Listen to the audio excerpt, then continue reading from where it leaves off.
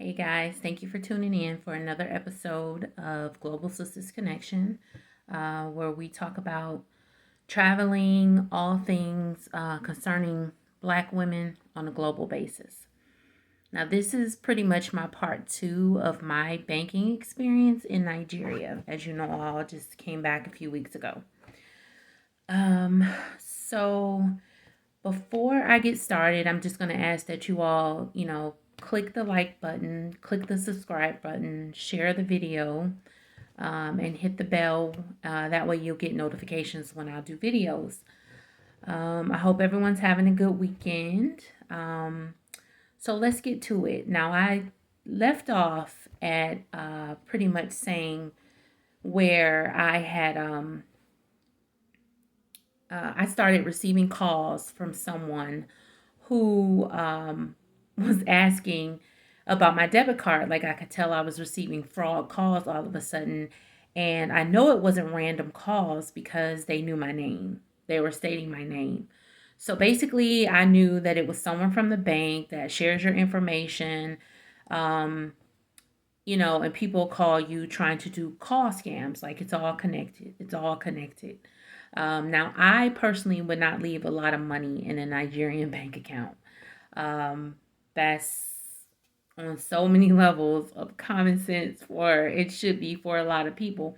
Not necessarily for the local people, because those are the options that Nigerians have that are in Nigeria. But when you're a diaspora, a tourist visiting, whatever, I would not recommend that.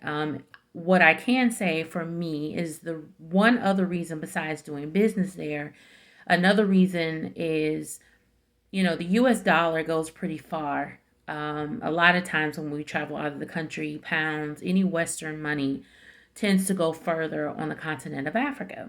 So the US dollar at the time I was there is about, I don't know, anywhere from 575 to 585 to Naira on the black market. So, you cash in a good $500, $300, you actually have a lot of money on you. And I don't like walking around with a lot of cash, no matter where I am. We don't even do it in the US. So to have the option to make debit card purchases is a lot easier because they do have point of sale purchases that you can use. Um, so that was another reason. But I really wanted to get this video out because one of my subscribers had contacted me. Well, she left a message in the comments saying how much she enjoys Nigeria. She really likes Nigeria, as myself. And she's just so scared of losing her money there, losing her money to scams and things like that, which could happen anywhere because you get scam calls here, you get fraud calls here. There are a lot of things. You get scammed in rental properties. Like the same things are here. So for diasporas who are visiting not just Nigeria, but other places throughout, South America, wherever you're going, my diaspora black women, listen, the same antennas, the same mindset that you would have to not get caught or, become a victim of fraud here, use those the same mindset, the same tactics, use the same everything that you would be doing, do it over there, just elevate it a little bit. Okay? So I didn't get scammed or anything like that because I'm pretty knowledgeable about that area. So just letting you know, that's how it goes with the banking. Like you start getting those calls right away when you open an account, and if you have a name that doesn't necessarily sound Nigerian, or your last name or something like that, they will honestly, and I mean honestly, they will start to, and it happens to the locals.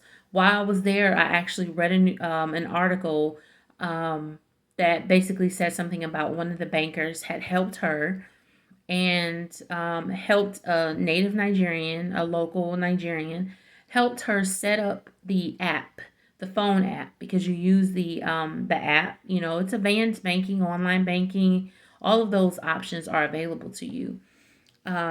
but she actually used the app, received assistance from someone who worked there. And while the associate was helping her set up the app, she actually stole 650 something thousand naira from her. So I just want to tell a lot of diasporas that are moving back, and I know that there are a lot of diasporas moving back, both who are first generation Nigerians, those who are not, just diasporas looking for investment opportunities, because there are a ton of business and investment opportunities outside of the United States. They're in South America. I'm telling you, there's some in the Caribbean. There are opportunities for businesses. So just be careful. Put your thinking cap on. Keep your eyes and your ears open when it comes to things like that. There is a YouTuber that's actually building a community for diasporas. He's a legitimate business owner here in the United States, and it's a huge project. So you just have to be careful because it's a lot of diasporas that's headed there, that's headed out of the United States. So I want you all, when it comes to like investing, doing banking in another country, to actually just try to pay attention, the same way you would be paying attention here. When people call and they do those fraud calls here, you know immediately they're a fraud call. You'll know the same thing when you're there.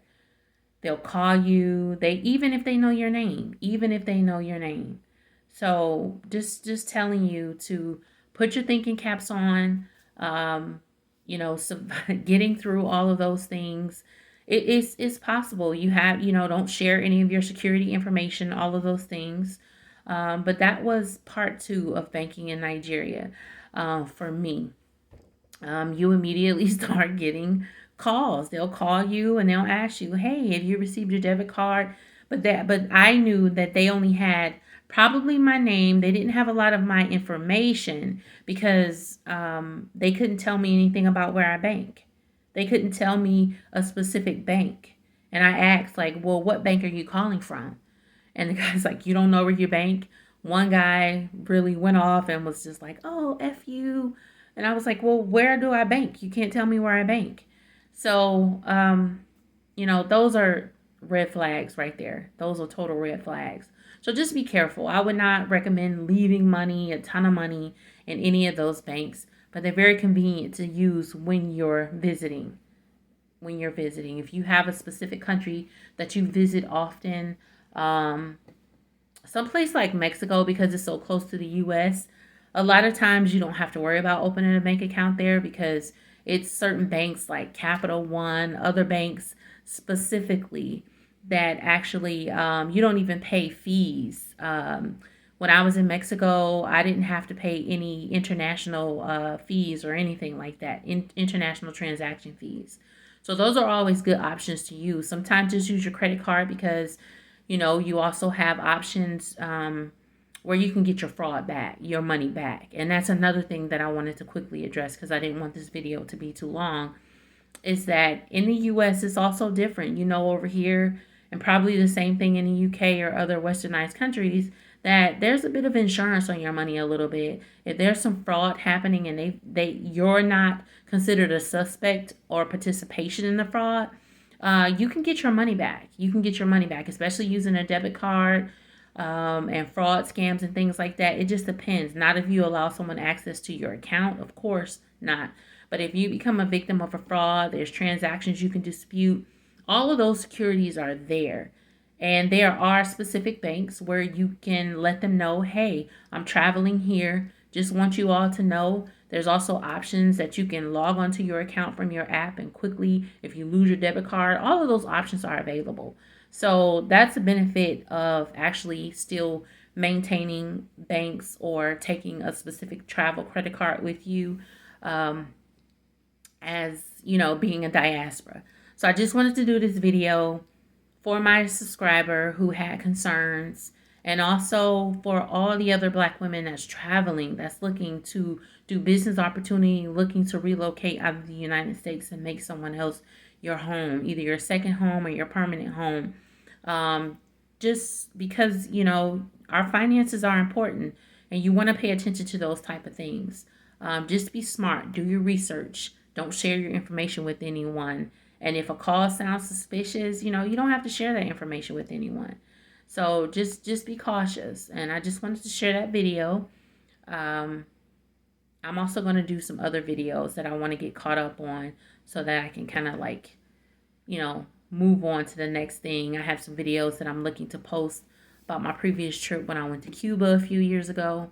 So, yeah, I just wanted to share that information with my diaspora women, to be safe, smart, and, if you ever need to do some banking or things like that. But that was my experience in Nigeria. You have to be very, very cautious when it comes to that type of stuff. Don't share your information. You're receiving the fraud calls.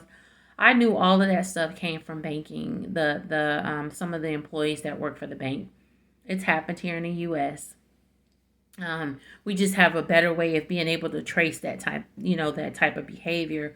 Like we have internal investigations and things like that. So, but just for security purposes, safety, when you're out traveling, just be cautious.